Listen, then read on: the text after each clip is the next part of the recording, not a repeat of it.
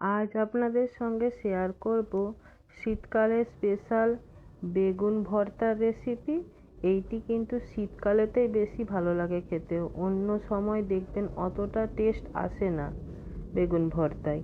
চলুন আজকে আমি দেখাবো সিম্পল ও সাধারণভাবে খুব কম সময়ে কত ভালোভাবে বেগুন ভর্তা বানানো যায়।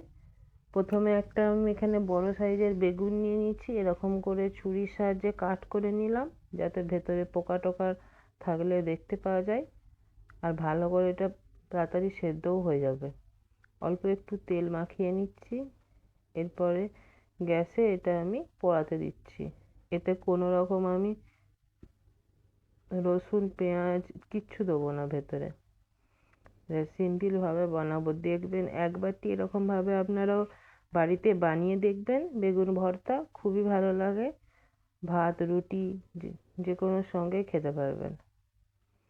দেখুন বেগুনটা আমার পোড়ানো হয়ে গেছে। এরপরে এতে আমি দেবো পেঁয়াজ কুচি, কয়েকটা কাঁচা লঙ্কা আর ধনেপাতা অল্প একটু। এখানে হাফ চামচের মতো লবণ দিলাম। এটাকে ভালো করে মিশিয়ে নেব। কাঁচা লঙ্কাগুলোকে ভালো করে এখানে করে নিচ্ছি।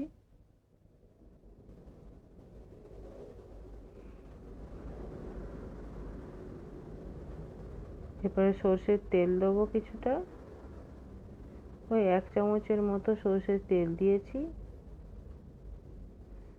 ভালো করে মিশিয়ে নিলাম। এরপরে বেগুনটাকে ভালো করে আমি ছাড়িয়ে নিয়েছি, বেগুনটা দিয়ে দিলাম। দেখুন বেগুনটা কতটা সুন্দরভাবে সেদ্ধ হয়েছে।